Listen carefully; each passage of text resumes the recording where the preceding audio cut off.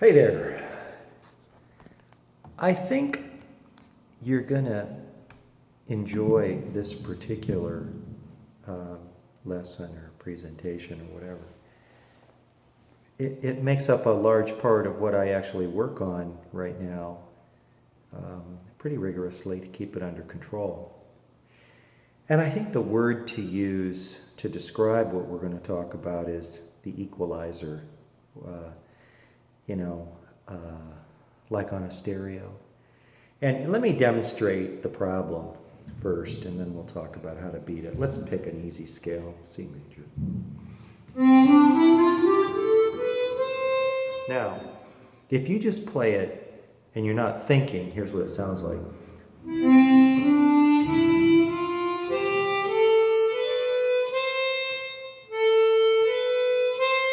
Now, da, da, da, has a completely different feel than the others because it's two draw notes and I just slid over.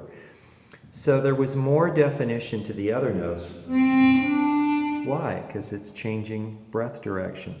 But they still have a very, very gentle start because it's being driven by the diaphragm.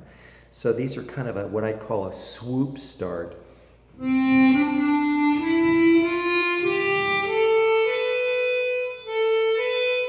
Clip. That's a little bit of a clip because I'm going from a draw to a draw. And you go from A to B. And those are both draws side by side. And as the holes slip by, it just cuts into the B and then you pick up the C. So the attack on the note is different depending on where you are in that scale. And you can't have that. As the musician, as the artist, you have to have full and complete control of the firing of every note and equalize them. So let me equalize it for you. What I'm going to do is use a gentle tongue tap on every single one of the note activations. And then I'm going to be very, very careful with the move from the A draw to the B draw so that I get them both crisp.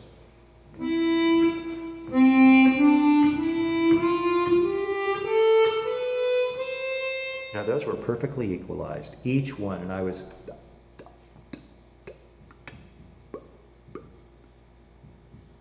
My tongue was approaching the roof very close.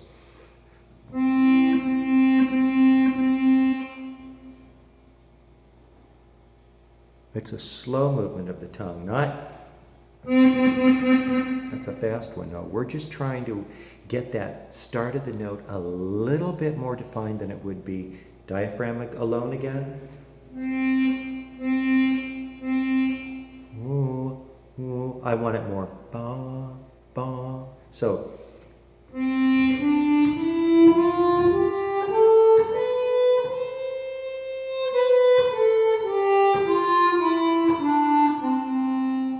So, you want to control the instrument, not have the instrument play you. You play it. Now, to get the notes the way I want them, every one has to be manipulated. None of them are being driven by the diaphragm alone. In each case, I'm using a little bit of tongue. Don't forget there's two things going on when you play a note. You've got the power comes from the diaphragm. The mouth and the tongue, that's the gate. This is the gate, and this is the power and the air. So you need control of both to get the optimal note. Otherwise, you play sloppy. And one thing that's true about every artist is you want everything to be a decision.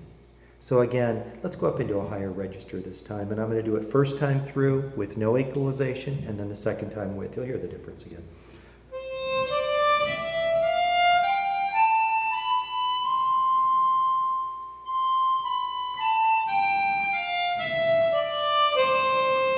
That's diaphragm alone. Now, this is equalized.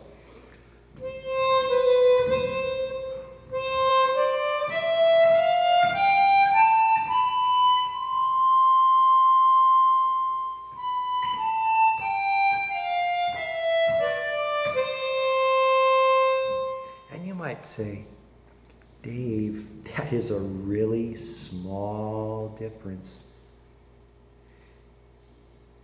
Maybe, but your increment of being better may not be huge. There's just going to be a lot of things that are a little better so that your music is better.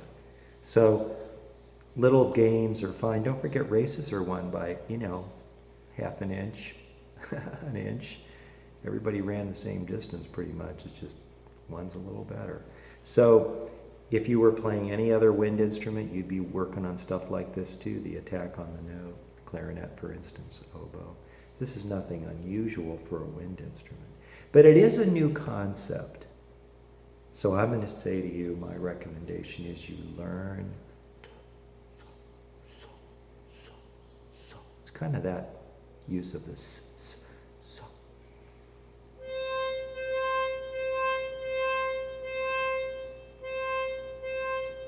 Tongue starts high and then comes down each time. It's not really a s, because the tongue would be too tight to that ridge. It's more of an open S, like that. Give it a try. Shape your notes and see what you think. You'll find that it'll help you craft even more beautiful phrases where you're controlling what happens, not this thing. Good luck on that. Takes a while.